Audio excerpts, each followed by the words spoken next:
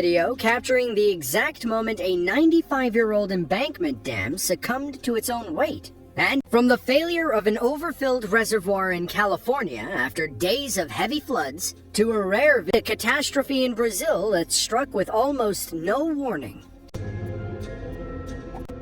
Edenville, Michigan is a small community on the eastern banks of the Tittabawassee River. About a mile north of the town sat the flow of the Tittabawassee and Tobacco rivers to form Wixom Lake. We say sat because the dam failed in May of 2020. Heavy rain pelted the Edenville Dam and surrounding area, causing the earthen embankment's eastern side to fail catastrophically as water headed downstream to the Sanford Dam, about 10 miles away. One lucky resident was there to film the moment when the dam initially broke.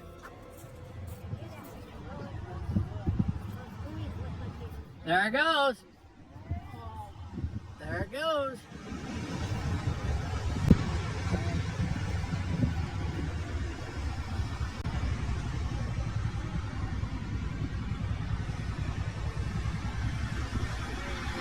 There we go. There's the rush.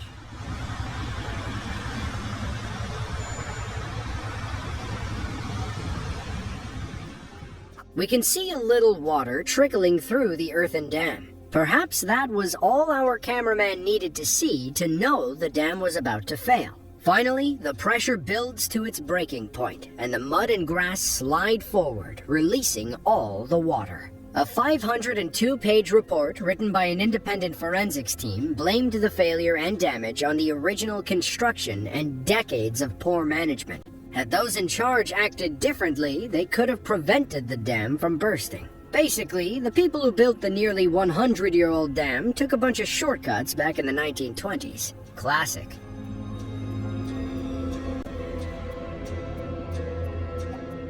Brumadinho is a municipality in southeastern Brazil, home to just over 40,000 people. It's also home to the Corrego de Feijão iron mine and the site of one of the worst dam failures in history. But instead of holding back water, the Brumadinho Dam was holding back toxic mining byproducts called tailings. On January 25th of 2019, the Brumadinho Dam collapsed without warning. A massive mudslide engulfed the Ironman while the employees ate lunch. It spread for miles through the forest before reaching the Paraopeba River. Stationary camera footage really puts the catastrophe into perspective. That's not just another mountainside you're looking at. The whole thing is a tailings dam, and it's just about to fail. The earthen wall collapses, leading to a powerful landslide that wipes out everything in its path. Mud and debris cascade over the tree line before making their way towards the mine. Here, you see the wall of debris push its way across the landscape as workers quickly escape.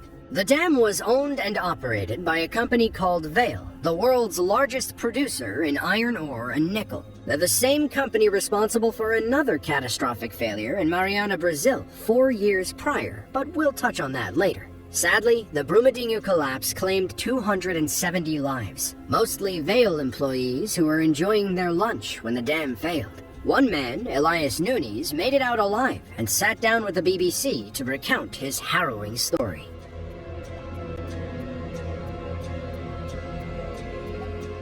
Uttarakhand is a North Indian state that is often referred to as Devbhoomi, translating to Land of the Gods. The nickname comes from the numerous Hindu temples scattered across the area. It's also a Himalayan state, meaning its people are at the mountain's mercy. In February of 2021, a glacial dam burst high in the mountains, causing massive amounts of water and debris to rush towards the hydropower workers below.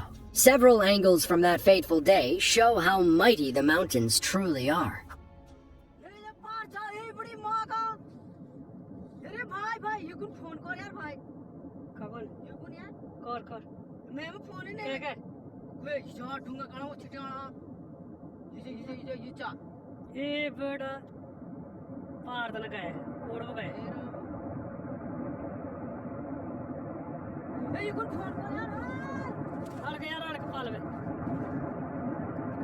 Company का यार बहुत नहीं होगा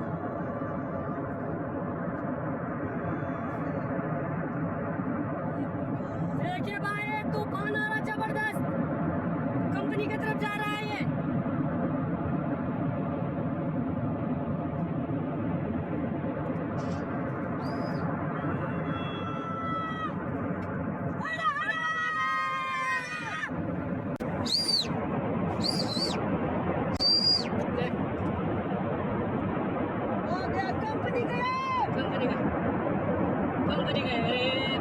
머리아시 할매지.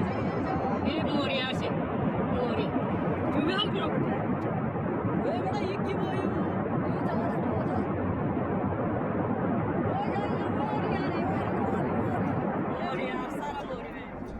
It looks like a group of clouds coming through the valley, but that's just dust and debris rising up off the raging water. The ice-cold water rips through the valley and floods the area below.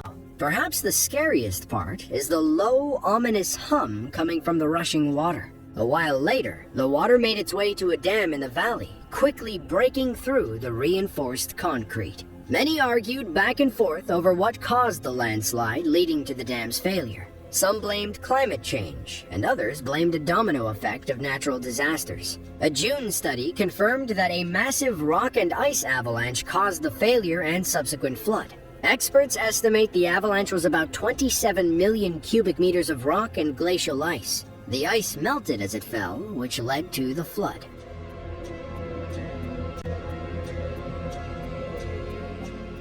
There are several mega projects that sounded great on paper, but never saw the light of day. The Auburn Cofferdam in Auburn, California is one of those projects. Proposed as a way to control flooding on the American River, the concept of the Auburn Dam was officially born in 1950. It took 18 years for construction to finally get off the ground, and it began with a $5.1 million diversion tunnel to reroute the American River through the mountainside. But everything came to a halt in 1975. A 5.7 magnitude earthquake hit the Sierra Nevada area about 50 miles north of the Auburn Dam. Engineers and geologists were concerned that their beloved dam wouldn't survive a similar earthquake. So they put the kibosh on the project until they could figure something out. By 1979, workers had a foundation and an earthen cofferdam made out of clay, sand, and soil. It seemed as though things were finally starting to get somewhere, but unprecedented rainfall in 1986 proved otherwise. Water quickly filled the Auburn Cofferdam to the point that its storage and diversion capacity was exceeded. Officials, fearing a disaster, began releasing water from dams downstream, and that's exactly what they got. As excess water poured over the dam, the loose soil quickly began to erode, and while it was designed to do this, it happened at a much quicker rate than anyone expected. Not too long after it first overtopped, the erosion had carved its way into the reservoir itself, greatly increasing the output rate. By 2:30 p.m. on February 18th, nearly half the dam was gone. Ultimately, an even greater tragedy was avoided by the quick thinking of officials to lower the water level of the dam downstream, which was able to hold strong through the disaster. The collapse spurred new interest in building a proper dam, but as of 2022, the Auburn Cofferdam is a multi-billion-dollar money pit that probably won't ever be built.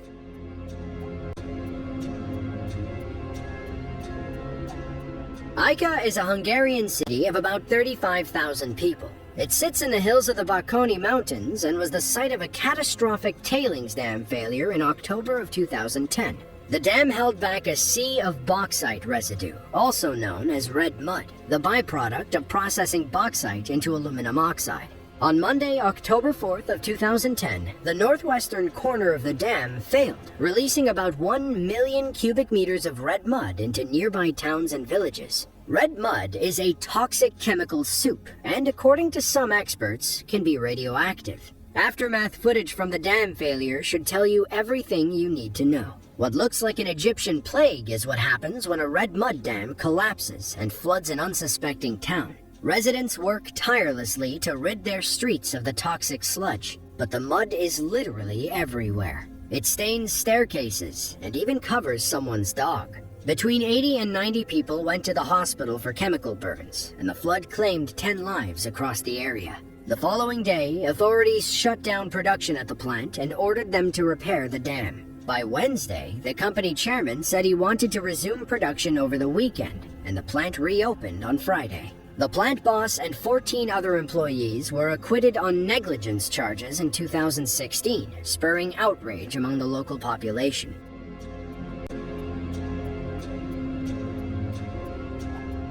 Lushan is a prefecture-level city in Sichuan, China, near the Dadu and Min rivers. Over 3 million people live in the city, putting it between Chicago and Los Angeles for comparison. Lushan is also home to the giant Buddha statue, which was carved into the mountain in the 8th century and depicts a massive sitting Buddha. But those central Chinese mountains are highly susceptible to landslides during heavy rain. That rain also leads to flooding, which has worsened in recent years. In July of 2019, road workers ran for their lives when a massive landslide crashed down the mountain and smashed through the dam below.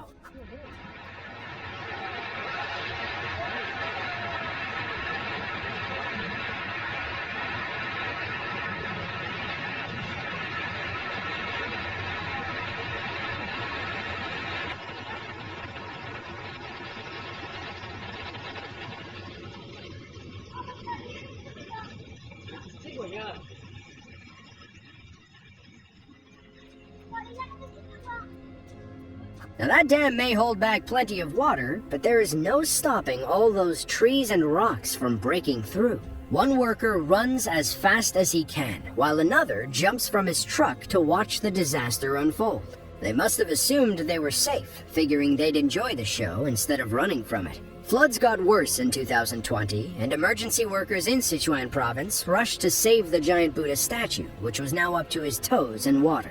The 1,200-year-old relic hadn't seen water that high since 1949.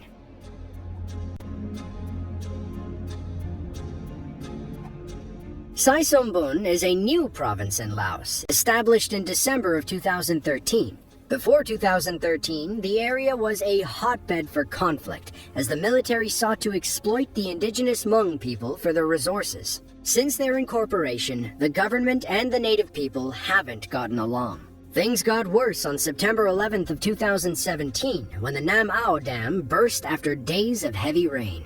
The flood covered farming fields with mud, destroying entire crops that the farmers had just planted. Some onlookers from a cliff overhead witnessed the water's power that day. We can assume the dam failed only moments before. Muddy water rushes down the river and eventually floods the work site. A backhoe tries to reverse away from danger, while 2 more drivers lay on their horns. But their efforts are to little avail, as the water quickly washes their cars away, leaving them to wait until the flood subsides. 2 years after the collapse, 60 families affected by the flood were still awaiting compensation.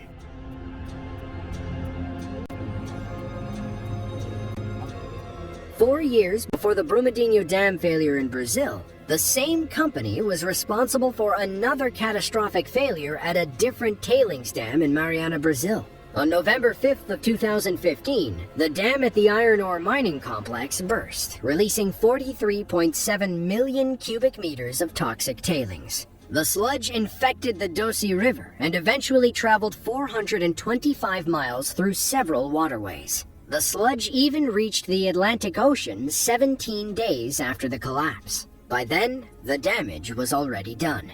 Left with polluted water supplies, towns and villages up and down the Dosi River were in a humanitarian crisis. The downstream villages of Bento Rodrigues and Paracatu de Baixo took the brunt of the damage, with 19 people losing their lives in the flood. Unfortunately, Bento is only accessible via unpaved backroads. Once they were covered in mud and sludge, firefighters couldn't get into the town to rescue anybody. The dam was owned by a company called Samarco. Meanwhile, Samarco is jointly owned by Vale and BHP Billiton, the Australian mining company. The government brought manslaughter and environmental damage charges against 21 Samarco executives a year later. Then, things got worse when a leaked report from 2013 indicated structural issues with the dam.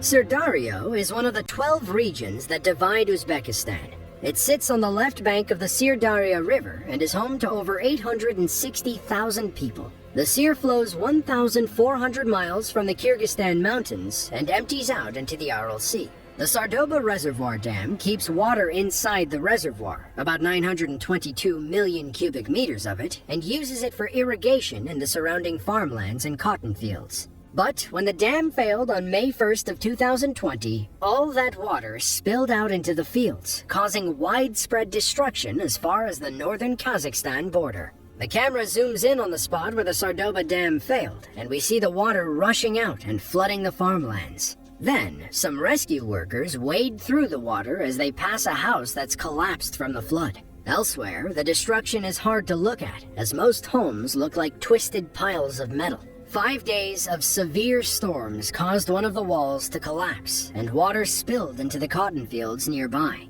To try and stop the bleeding, authorities opened a gate into the Golodnostepsky Canal. The idea was that the water would flow into a series of lakes and wetlands. But the water overwhelmed the canal and just made the flooding worse. According to Uzbekistan's Ministry of Finance, it'll cost 1.5 trillion som, or a little over $400 million, to repair the dam.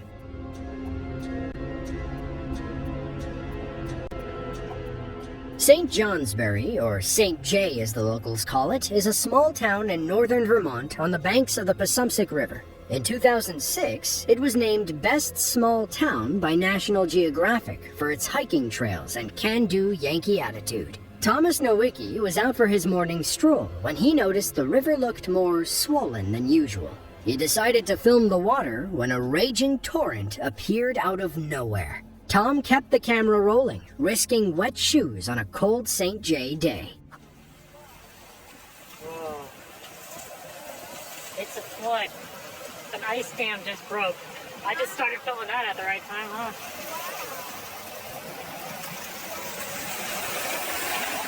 Whoa. Holy smokes. Holy smokes. Oh my goodness. What in the world is this? Holy smokes. I've never seen this before.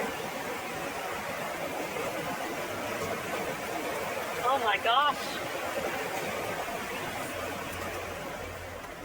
A massive wave of ice and water comes rushing down the river and under a bridge. It doesn't look that bad at first, but the water never stops coming. The rising water forces Tom to take a few steps back, and we see how high the current actually gets compared to the bridge. The massive chunks of ice make it pretty clear what happened. An ice dam, also known as an ice jam, broke upstream, releasing all the river water it once held back. When temperatures increase gradually, the ice can slowly melt, allowing the water to flow at a reasonable pace. But if the temperature spikes, the ice dam melts too fast, and you get something similar to what happened in St. J. If you enjoyed this video and want to see another one just like it, then be sure to click the link on screen now. With that, thank you all for watching, and be sure to tune in next time.